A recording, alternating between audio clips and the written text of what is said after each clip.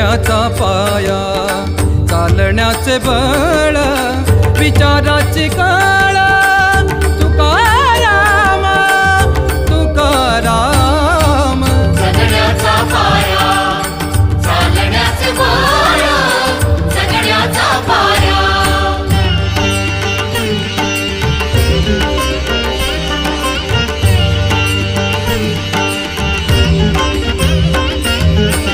शब्दांचे इमान, अक्षरांचे रान, शब्दांचे इमान, अक्षरांचे रान, अभंगाचे